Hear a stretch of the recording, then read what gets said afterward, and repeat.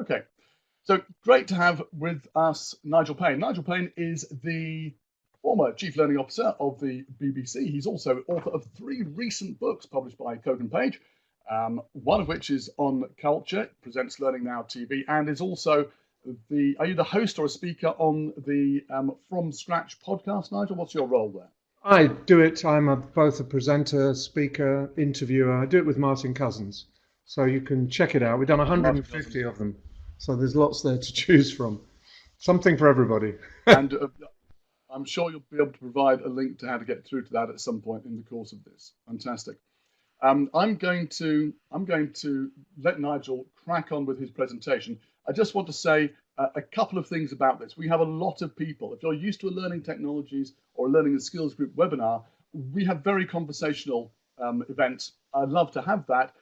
We have over 300 people in the room right now. It's not going to be possible to be as conversational as we'd normally be, and we won't necessarily be able to answer every question.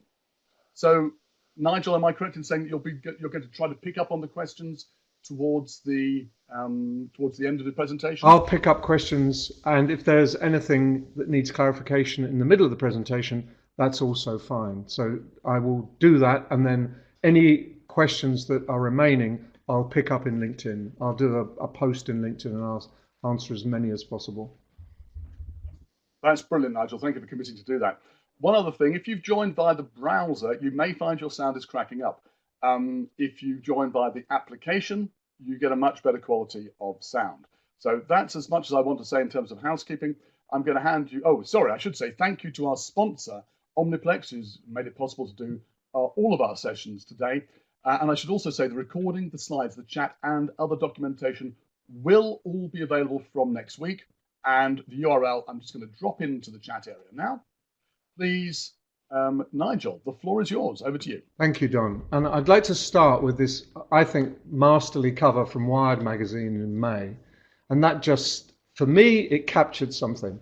All now together, deeply, deeply ironic. We all worked in our separate little corners all around the world, all with our own particular view of the world. Some of us were weeping, some of us were smiling, some of us were partying, some of us were opening the wine bottle at 9:15. So that's exactly as we found ourselves then. What I'd like to do in a very quick poll is just to ask you where you found yourself. So this poll is a very simple poll. Can you just indicate, how do you feel now? And there's a discussion area as well. So if you say, I did feel terrible, I feel great now, or I was actually fine, now I feel awful.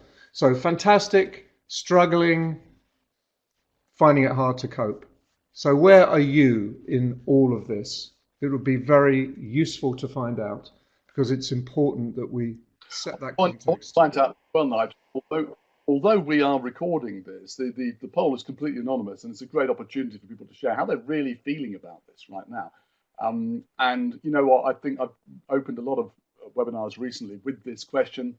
Always interesting to hear it, and I don't want to take away from the fact that I know a lot of people have had a tough time here. And Nigel, if we look at the discussion going on around the poll already, you can see there's a lot of people here who've got very different views. But there's a couple of mentions of the Corona coaster. Jenny says, other people saying I'm going up and down, and a lot of people feeling quite negatively about it. Other people saying less pressure to travel and so on. And a lot of people saying that it is a struggle when you've got children, particularly young children around you, and you're having to work. You're trying to be in 2 places, have your mind in 2 places at once, and that's easier when the kids have gone back to school. And of course in Victoria, the kids all went back to school and now they're off school again because there's a second lockdown, which I guess everybody who is listening to this podcast will be praying that there will be no second lockdown where they live.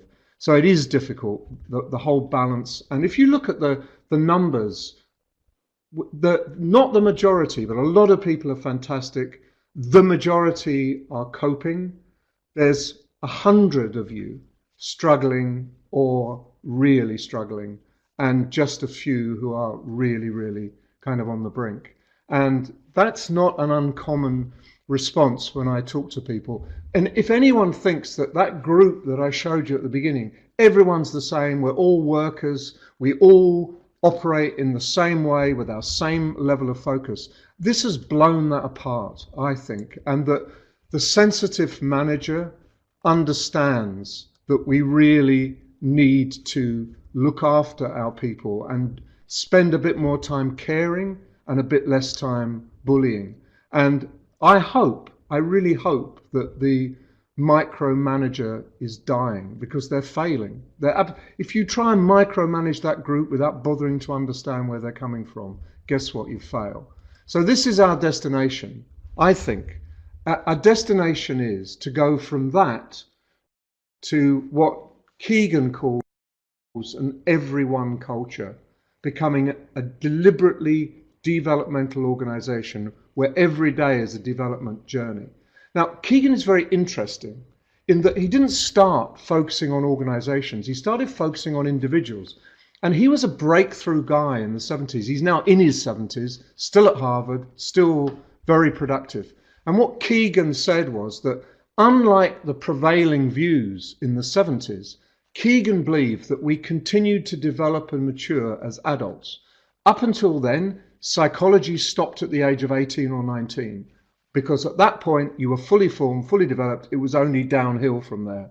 And Keegan proved conclusively that people continue to develop right through their adult life. And he's got these stages of development. They're the three, the key three on the screen there.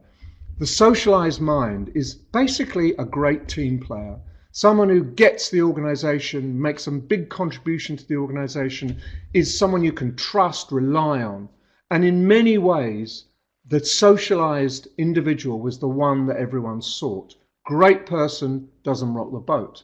However, as we've gone on, and as organizations have become more complicated, organizations want the self-authoring mind. And the self-authoring mind is someone who is a team player, part of the organization, but can see the flaws, see areas to improve, is proactive in trying to recreate, rebuild the organization. And in the last few months, those in that category have completely rebuilt the workplace. They are the ones who've taken control. They're the ones who are gently nudging from where they were before lockdown, through lockdown, and I hope are beginning to build after lockdown. And then there's a very small number of the self-transforming mind. These are the people Keegan says just change everything. They're the Steve Jobses of this world and others who not only see the organization and see the culture, but want to completely transform and replace it. And the problem is that in many organizations, there is a tension between those who are socialized and those who are self-authoring. And one of the roles that learning and development people have to do is create the space for the second group to have influence across the whole. It's very important.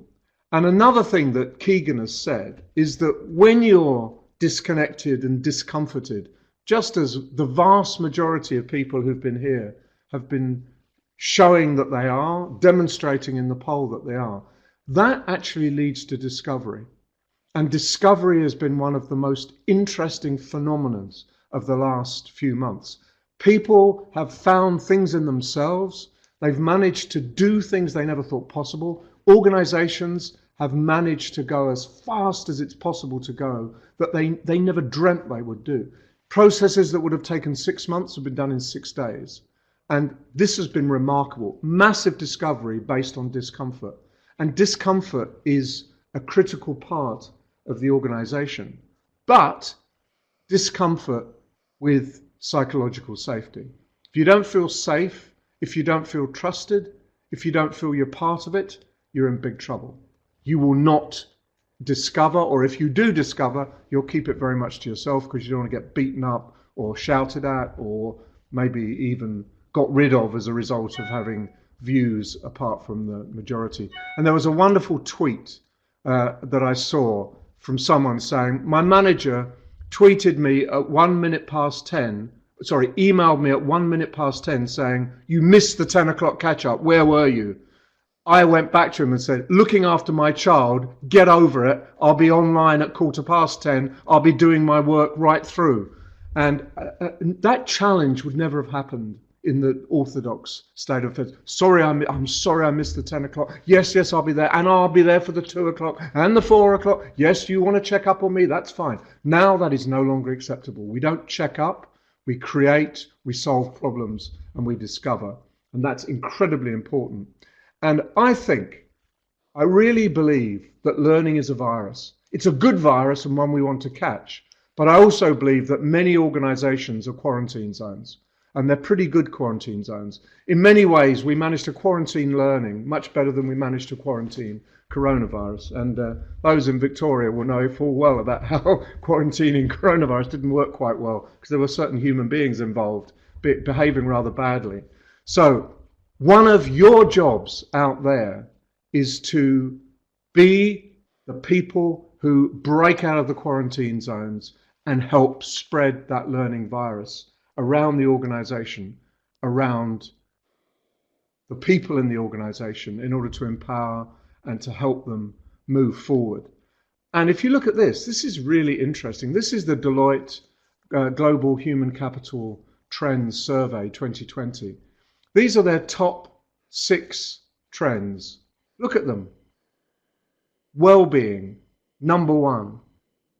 Belonging, number 2. Knowledge management, number 3. And in some ways, the best learning leaders have been deeply involved in all those 3 things. I was talking to a director of learning whose company was spread to the 4 winds. They closed the head office, closed the shops. And she said to me that she realized very quickly that her job was really to bring people together. So she built her community and focused on well-being. She didn't shovel courses down their throats, because that would have been wholly inappropriate and ineffective. She focused on well-being. And she said, once that started to gel, then the whole productivity in the company went right back again. So well-being, belonging, knowledge management. Who would have known?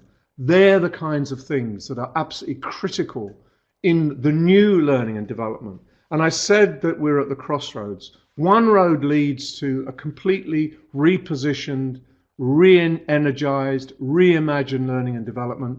And I think the other road leads to same as, always, but same as going downhill, bit by bit, moving into oblivion.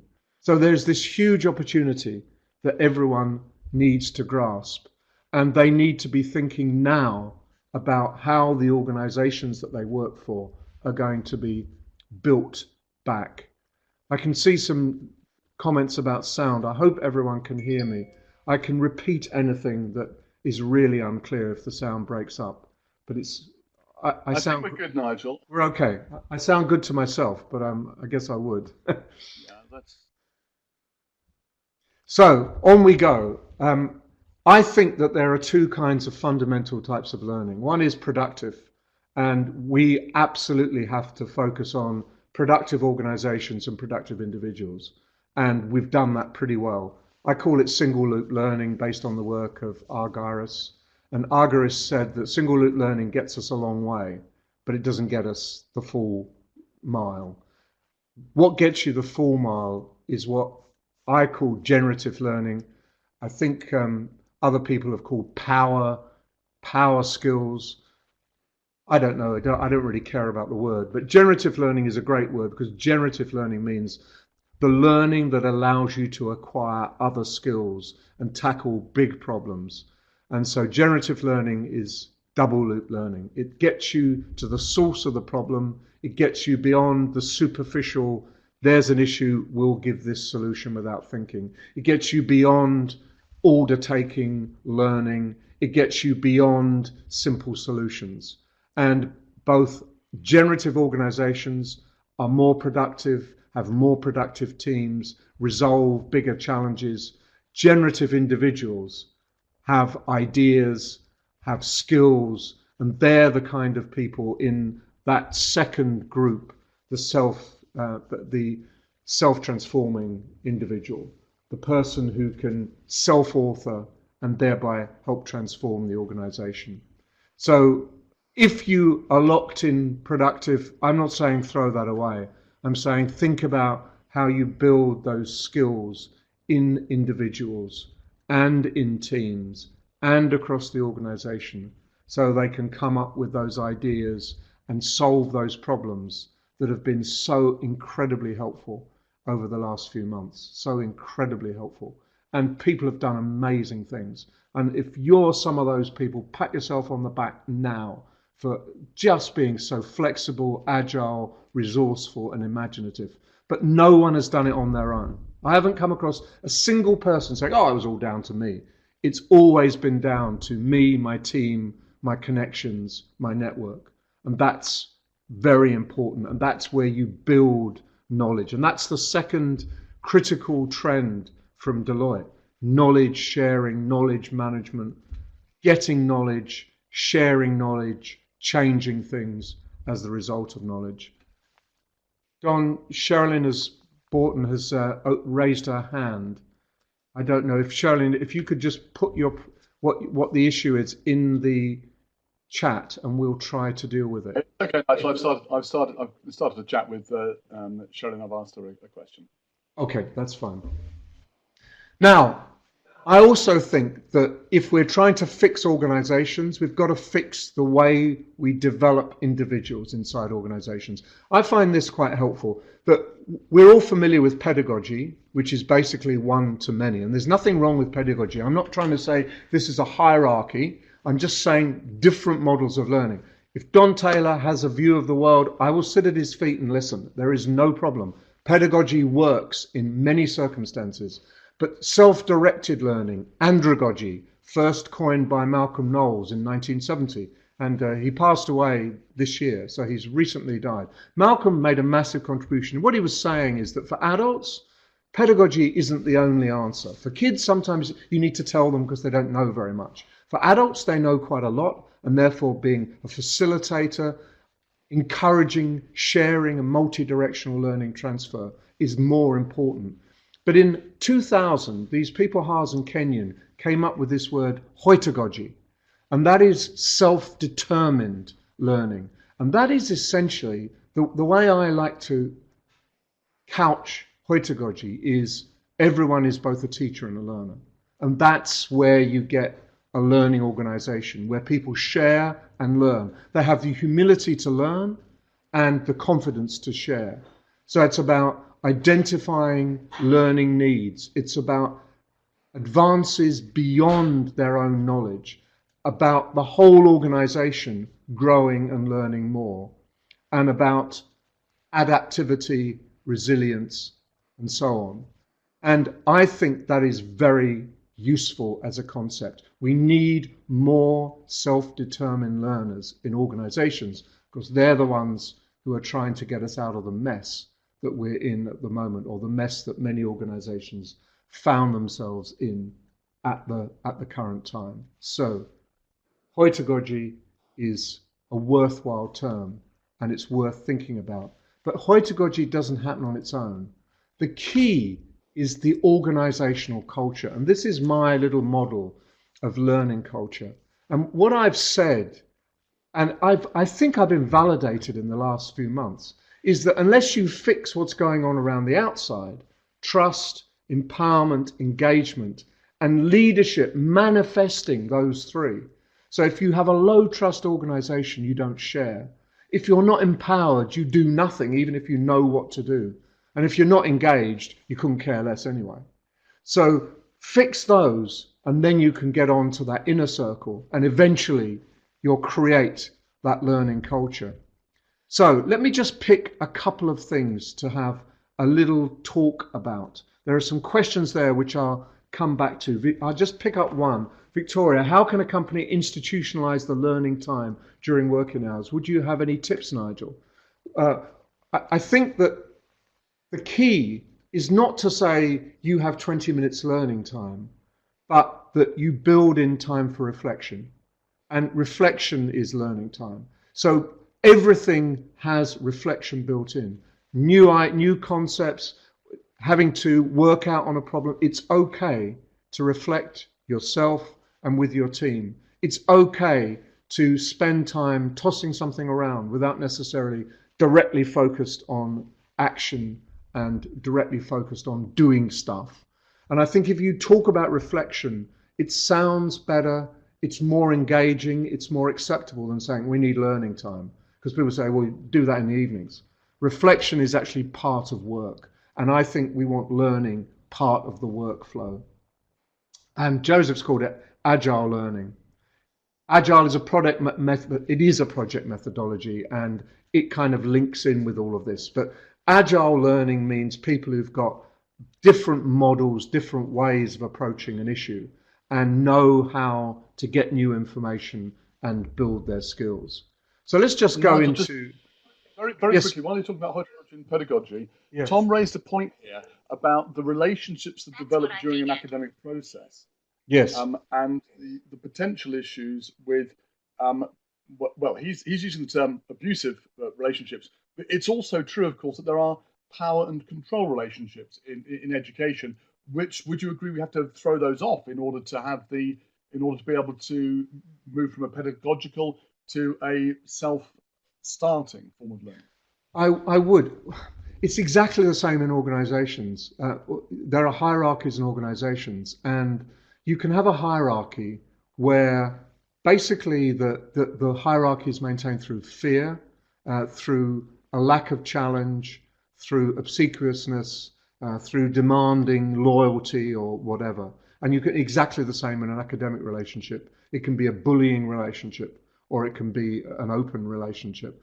I think that both in organizations and in learning, we need more democracy, we need humility. And I think that strongly coming through in the last few months has been the power of the servant leader, that the leader who has said, let me help you, what can I do to make your life easier? And certainly that's true of management. The manager who's come into a team and said, you're all out there, you've still got tasks to do, how can I help you, what can I do to facilitate, has had far more success than the manager who said, I checked in at 10 o'clock and only 3 of you were there, I want to know where the other 4 were, and I'll be checking in at 2 o'clock to make sure you're all there. That is not helpful in these circumstances. It's not helpful. We have a bunch of self-starting learners here, Nigel, because without even saying anything, they're jumping into the boxes and starting to answer your question about building and destroying motivation. Would you like to comment at all, or would you sit back and watch? I thought it was fascinating, but how do you destroy motivation? The screen just went blah. Everybody knows how easy it is to destroy motivation, because every single person on this call, all 500 of you, have been well aware what it feels like to have your motivation taken away from you, to be kind of reduced to this much and to feel terrible. And you know how difficult it is to get your motivation back again when it's been destroyed. But there are ways of recovering. But to be fair, Nigel, look at all the stuff that's going into the left-hand It is coming through now. It is coming through now. And yes, it is fabulous. And I think it's all about trust. Someone said belief in the person you've hired. Yes, if you hire someone, for goodness sake, give them a chance. Don't immediately sit on them and say, do this, do that. Oh, I don't trust you, and if you don't do it, in 3 months, I'm going to get rid of you. The power of influence. I can't sound check people, but I can say that there are. Sorry, I can't name check people, but there are clear themes coming through in both. Yeah, vision and alignment. It is vision, but it's also very much about trust and respect. It is. Right-hand column, it's about restraint and control. You're absolutely right. It's very, very clear, those 2 themes there. I completely agree with you. And let's just move on to the second chapter, because that kind of leads very neatly into a second question, which is what builds trust and what destroys trust. Let's have a look at that, because if any of you have listened to what I've said and you're well aware that your organization has not got a high trust, take note of this. I think one of your roles should be to start to build trust in your organization. I think that's incredibly important. People have leapt into the building trust. There's a lot going on here about autonomy, communication, listening, and particularly listening. I call it active listening. Not, listening is not when I've been listened to and I've been talking to someone important and they've clearly that they're listening, but I can tell by looking in their eyes that they're not paying a blind bit of attention. They're focusing on themselves and on their next issue and the next person they've got to talk to. Listening is active listening. You've got to understand, listening for understanding, not listening to have confirmed that you're a genius and that the person talking to you is an idiot. Listening is a really important skill. I spend some of my time with senior executives teaching them how to actively listen. And I think one day they're going to catch me out because it's pretty obvious. And they still come back for more and go, wow, that was amazing. Wow, I never thought, whoa, isn't listening interesting? And it is interesting. And you learn a hell of a lot. And this is back to being truthful, compassionate, offer support.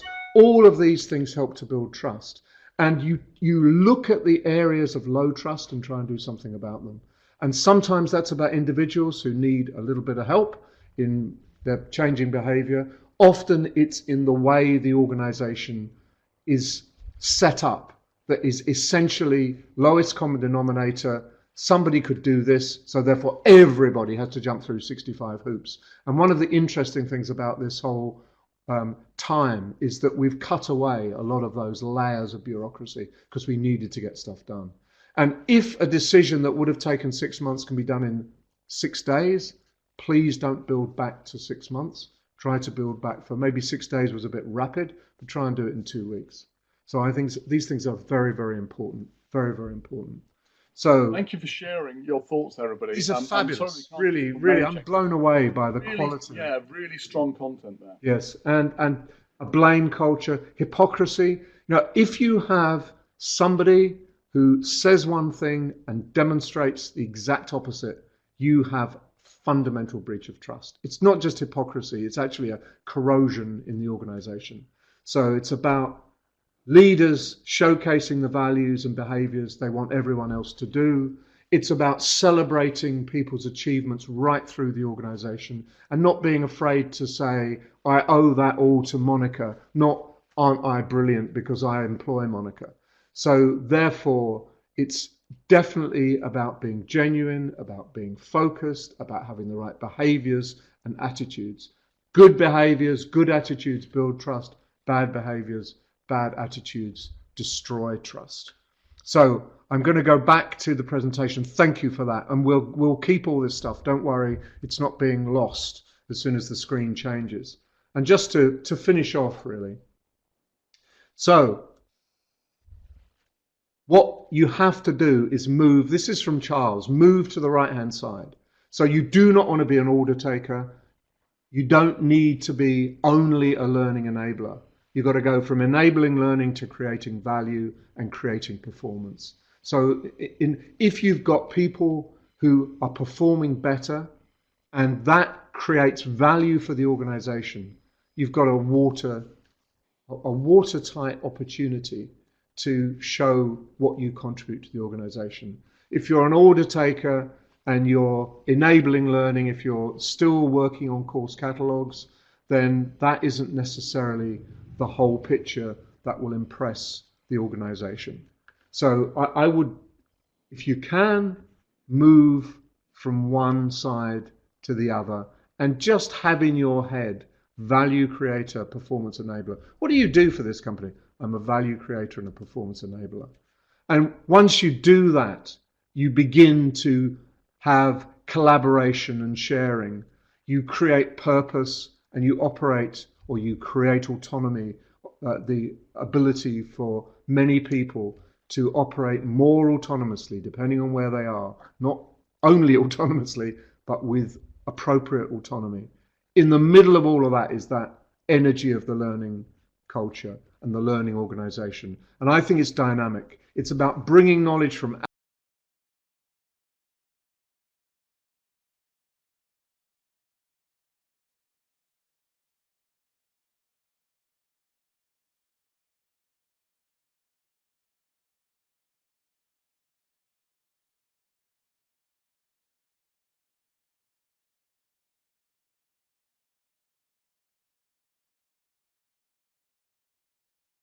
Okay, Nigel appears to have frozen. I think he just got too much. Please don't worry about it. What I'd like to do is to hold it for a second. We're going to see if Nigel will come back. I'm back. I'm sorry. If he I'm back. doesn't, we're going to move on to the poll that he's got. I'm back, Don. Next. I'm sorry. Yes. Here I am. It is frozen. Yes, I'm so sorry. Nigel's that back. was just a quick freeze, just Nigel. between friends. And why not? What's wrong with a freeze? Let's go to the second poll. Let's just pick that up. And then I can come back to the last slides. But we've got a quarter of an hour left. So let's do the second poll. And I'd just like you to get some feedback from you, really. So let me open the poll. I want to know what you're taking away from this session. Did you get a lot of good ideas, or do you think I'm completely bonkers and that I'm living in a cloud cuckoo land? And I have been told I live in cloud cuckoo land, so it will be very interesting to see if anyone agrees. We have an international audience, cloud cuckoo land, bonkers, office trolley. The last option there is just that Nigel's mad. That's the point of that fourth option. This is true. I was speaking to a group of Americans about horses for courses. At the end of the day, it's horses for courses. And then there was this pause and someone said, horses? What horses? What courses? And I realized that the entire audience had no idea what I was saying. And one person had the courage to admit it. And as soon as I said, does anybody understand horses for courses? A whole bunch of people shaking their heads in despair. So yes, office trolley means completely mad. So far, only one person. We'll track you down and we'll give you one-to-one coaching.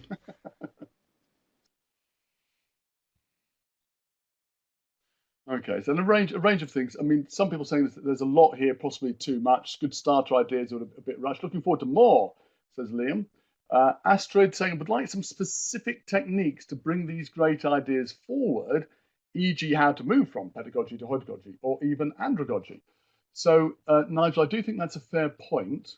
And I'm going to what we'll do is we'll get the discussion of the poll and we'll make that available for Nigel afterwards in order to answer those questions via LinkedIn. I think Nigel has frozen, has dropped out again. So what I'm going to do is I'm going to suggest that we keep going with the discussion of the poll for the moment. Nigel, what I do is I'm going to webcam off at the moment. I just want to. Okay, I'll leave it off.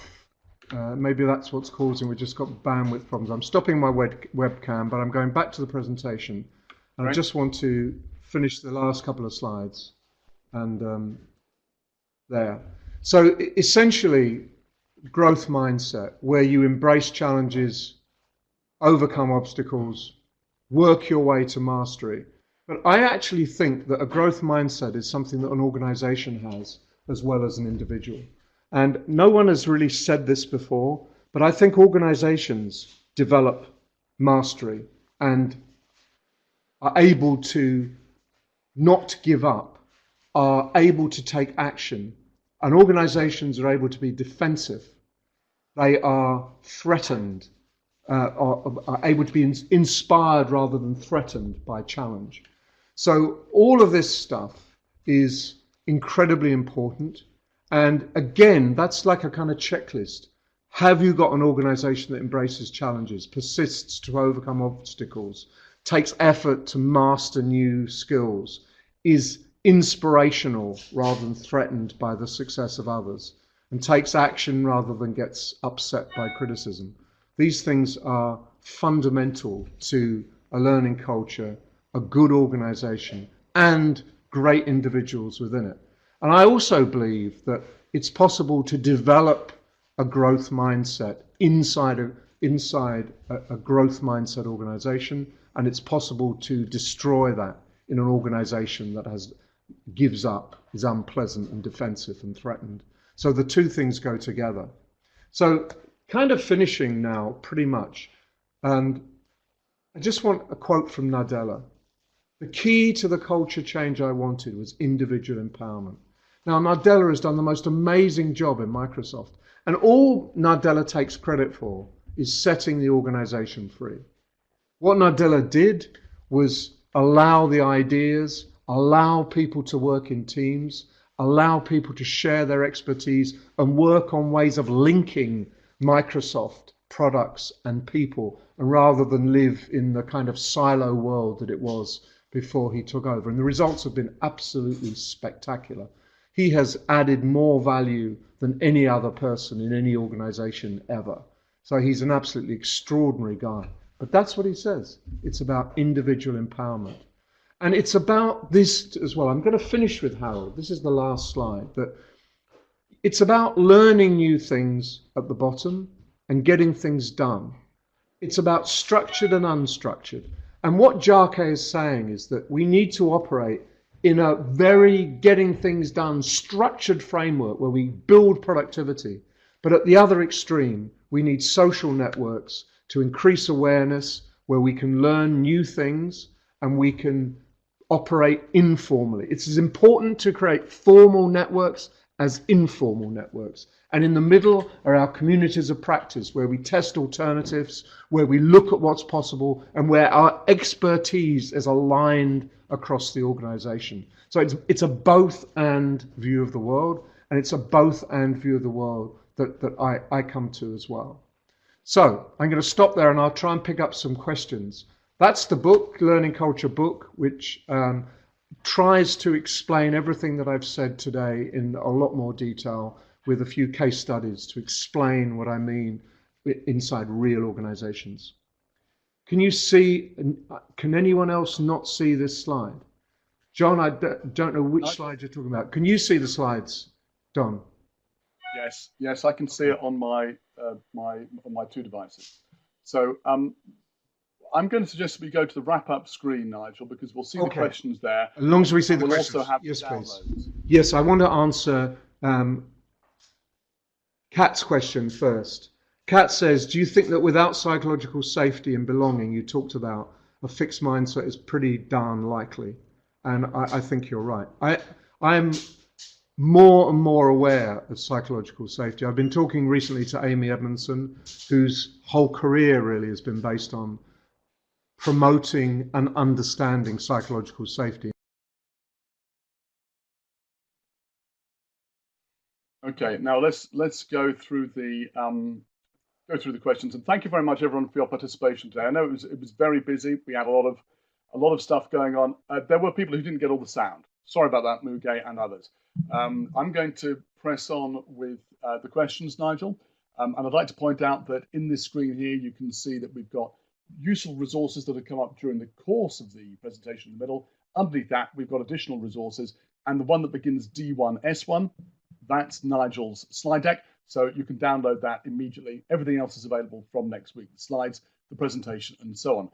Astrid asks, what techniques would you suggest to promote a culture of learning? I'm choosing Astrid because plenty of people had questions around that. Nigel, promoting a culture of learning.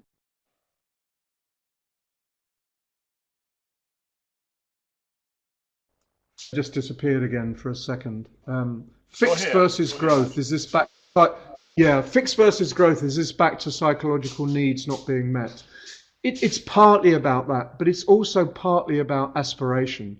That one of the core aspects of a growth mindset is the belief, your own personal belief that you can learn.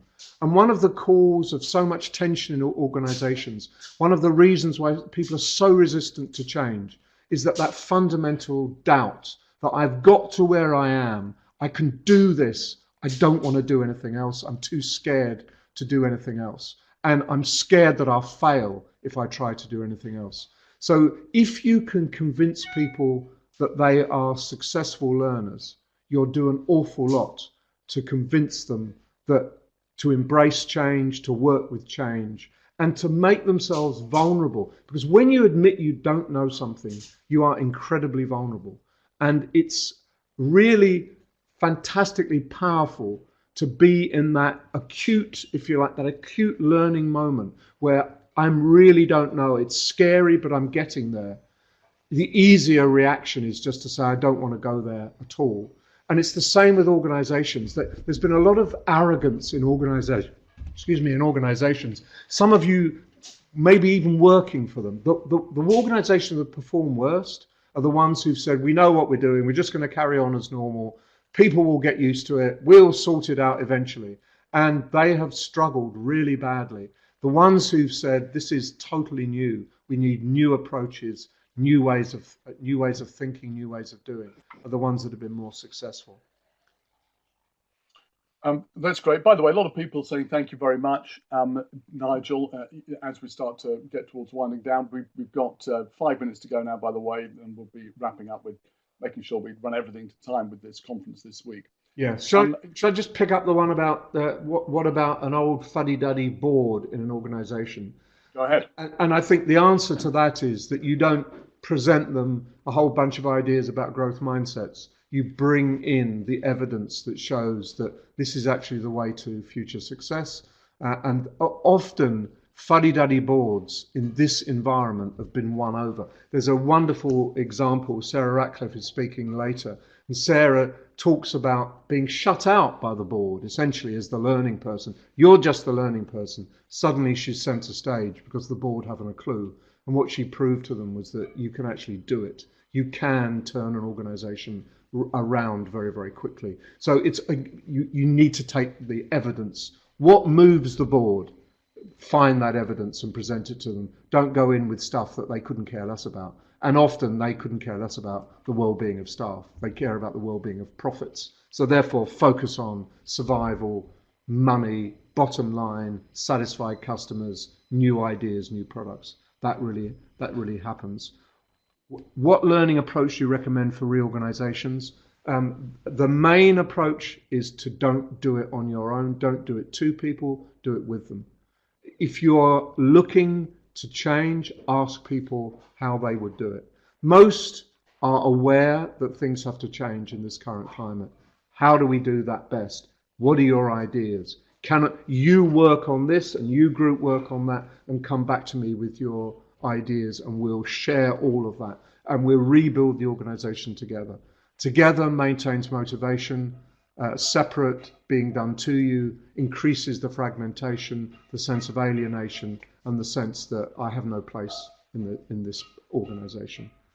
So 12 minutes past, Don. Do you want to start to do wrapping up, or should I start with one more question?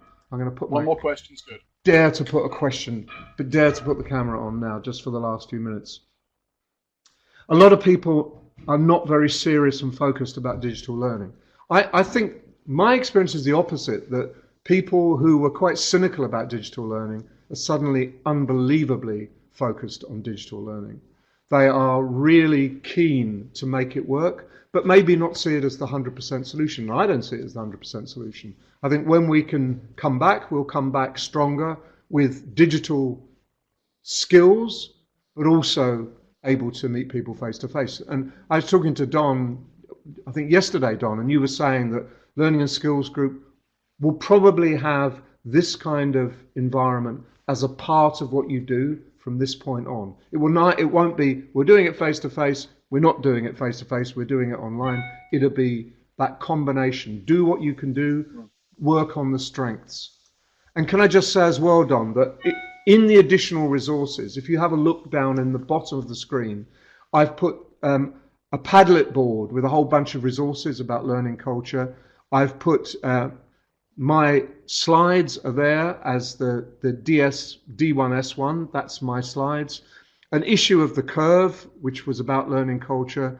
A tool that I developed to help organizations measure their learning culture, or at least start a really good discussion about learning culture, helping organizations measure their strengths and weaknesses, and then a last little paper about competencies in the 20th century, which is slightly out of date, as we all know we're in the 21st century now, but that is worth reading as a little short paper. So 5 resources for anyone to click on and download if they'd like to. Don. And with that, Nigel, thank you so much. Just want to say a big thank you to everyone in the room for your contribution, and always your thoughts, invaluable as part of this event. They always are. I want to say also, let's say a big thank you to Nigel Paine from nigelpaine.com now, but various places before that, including the BBC. What a fantastic, inspirational session. This is the first of 22 sessions that we have running this week. We have, next up, I'm going to turn my video off. Next up, we have Andrew Jacobs talking about a very practical case study of doing organizational learning during lockdown. And we hope to see you then. I am, I think, ready to wrap up. We look forward to seeing you in the next session, we hope. Bye for now.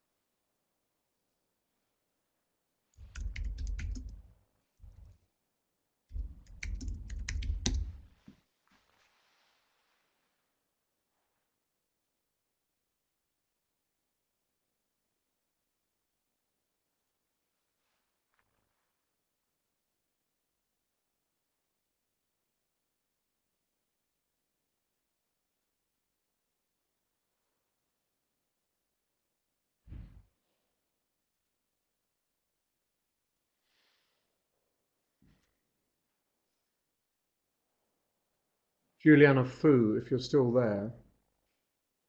Learning culture is a derivative of organizational culture. Yes, there's an interesting relationship between them. I'd like to have a discussion with you about that. It is as good as the people that make the culture, but that implies that it's a collection of individuals. I think you can build a culture into which individuals fit and their behavior is organized accordingly so that it can determine behavior as well as behavior determines it. So that was just a little word if you're still there. Okay, I'm going to have to shut the room down now. So Okay. that's it now. Thanks a lot, Don. No, Nigel, great job. Thank you so much. Really, really great, cracking start to it. Were the blips not too bad? It was quite... No, I don't know. Anyway, we'll have a debrief later. I've got to go into the next one now. Get everything set up. All right. Bye for now. Bye-bye.